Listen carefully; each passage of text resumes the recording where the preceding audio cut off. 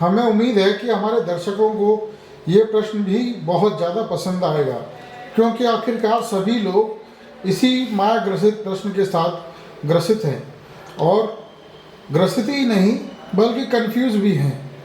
मैं चाहता हूं कि इस प्रश्न का उत्तर आप भली भांति यथाशीघ्र ही अपने अंतचित्त से खूबसूरती के साथ अच्छे तरीके से समझा करके हमारे सभी दर्शकों को दें। मैं कौन हूँ, कहाँ से आया हूँ, ये सृष्टि का कभी अंत है या कोई शुरुआत है कि नहीं, आखिरकार मैं हूँ कौन और कहाँ से आया हूँ? धर्मवीर जी, इसका उत्तर दीजिए। जी, मैं कोशिश करता हूँ इसका उत्तर देने की।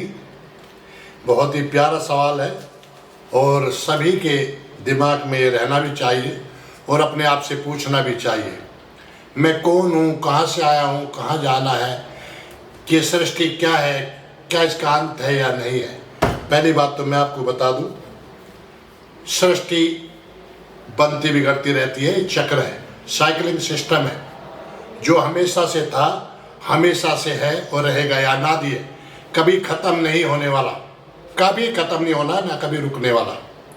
ऐसी मैं कौन हूँ? मैं एक जीवात्मा हूँ और मेरे कर्म के हिसाब से मुझे परमात्मा के द्वारा आधार, जिसको हम शरीर बोलते हैं, वो दिया जाता है। आज मेरा आधार मनुष्य का है, मानव जाति का है। मनुष्य तो बनना पड़ता है मानव जाति में जन्म लेकर, तो मेरा आधार मानव जाति में मैं पैदा हुआ हूँ तो मनुष्य का है।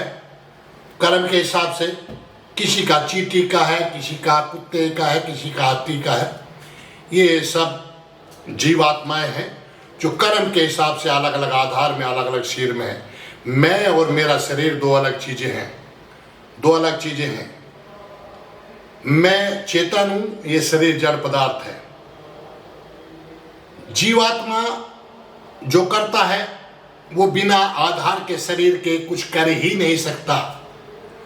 तो जब आधार से ही करेगा कर्म को, और जैसे कर्म करेगा उसका फल पाने के लिए भी उसको आधार की ही जरूरत है। बिना आधार के उसका फल भी नहीं भोग सकता हो।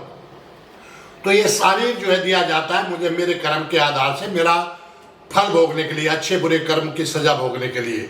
मैं मनुष्य योनि में हूँ जो कर्म योनि और भोग योनि में है। दूसरी जो जातियाँ हैं वो भोग योनि में है, सिर्फ मनुष्य ही जो कर्म योनि और भोग योनि में है।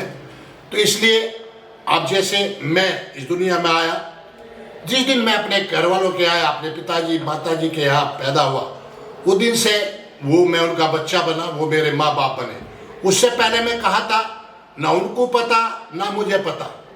यही जानना, ये हमें समझना चाहिए। उसका अनुमान प्रमाण लगाया जाता है कि मनुष्य का मैं जन्म ले रहा हूँ, मैं किस घर में जन्म ले रहा हूँ, क्या अंबानी के ले रहा हूँ, क्या झुग्गी में ले रहा हूँ, क्या मैं कुछ और उसमें ले रहा हूँ। तो ये सब हमारे कर्मों के हिसाब से ही अनुमान लगाया जाता है। इसका सब जानने वाला तो परमपिता परमात्मा है। कुछ ऋषि मुनि जो हमारे ऋषि हुए हैं वो जान सकते हैं अपने पुनर्जन्मों के बारे में। अनुमान प्रमाण ही लगाया जा सकता है कि मेरे परम कर्म कैसे थे, उसी हिसाब से हम अपने जीवन को जीते हैं। बस ये है कि ये पक्का है, 100% है कि जैसे मैं आज अपने माँ बाप के यहाँ आया हूँ, तो इससे पहले मेरे माँ बाप कोई और थे। वो कुत्ता बिल्ली भी हो सकते हैं, वो मनुष्य भी हो सकते हैं, कुछ भी हो सकते हैं। इसलिए भी जीवात्माएं जितनी हैं भी हैं आपस में, कहीं ना कहीं कभी ना कभी उनका आपस में जुड़ाव रहा है। आज कोई कुत्ता बिल्ली है तो कभी हम उनके परिवार के सदस्य रहे, वो हमारे रहे।